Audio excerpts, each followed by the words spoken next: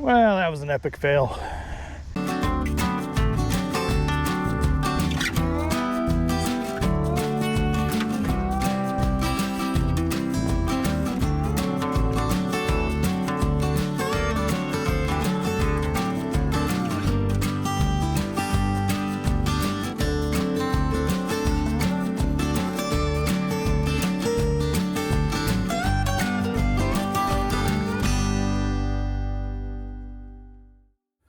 What's going on, everyone? Jason with Wandering Grace Farm.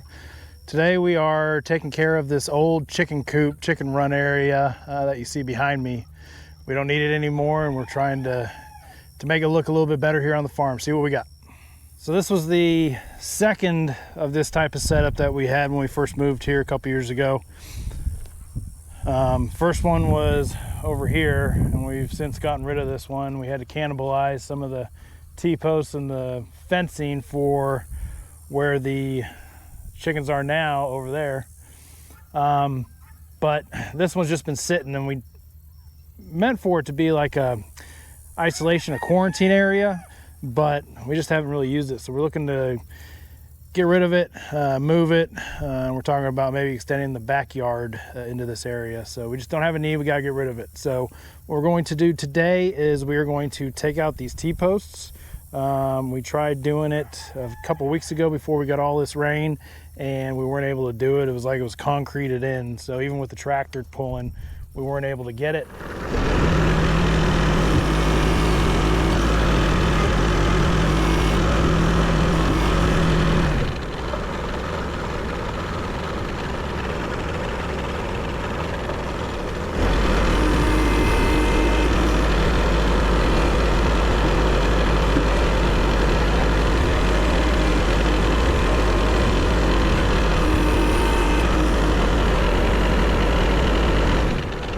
Why is it not working?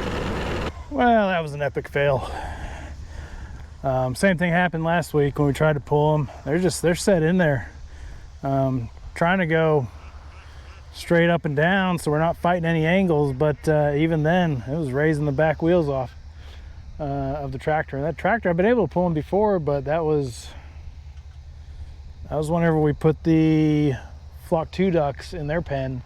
So it was a little wetter, a little softer then. I guess that's the difference, but they aren't going anywhere right now. So once we get that T-post out, then we will go ahead and come in here, clear out. We still have some of the, like, you have water right there, you got a feed pan, you got this overhang. We're going to clean it out a little bit before we bring the brush hog in here. We're going to brush hog all of it.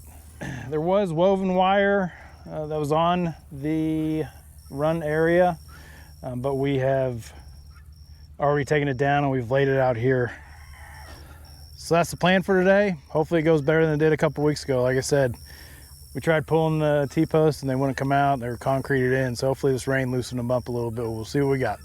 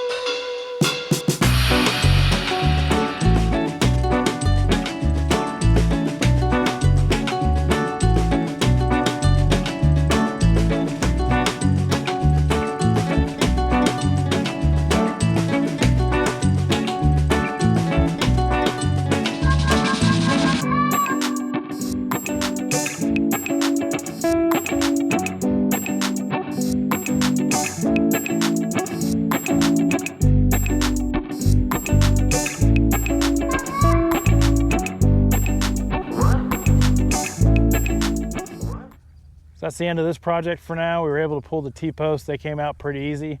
Let's take a look at what we got. So this is just a rough mow. There's a lot of pigweed in here, a lot of horseweed. So we still have this residue left of it. I'm probably going to drop the mower down just a little bit more. I won't do that today, but I'll probably drop it down. We got to get this Coop out of here also, so I'll do the fine tune lower cutting once we get the Coop out of here. We got this Coop right here. We have that Coop over there. Same Coop, got them from Tractor Supply. They're good coops. They hold, I think it's like 5 or 6 birds. That's pretty much what we were able to get into them. They did well for us when we first got our chickens. They served their purpose, but then we upgraded to these grain bins in this bigger pen area. So these were good to learn on, good to start on. And so if you're looking to start on some chickens and how to enclose them and how to take care of them, how to keep them, highly recommend these small coops from Tractor Supply. I think they're $250 maybe. I think one of them we got on sale, got lucky and found a sale, but they're not cheap, but they work in a pinch.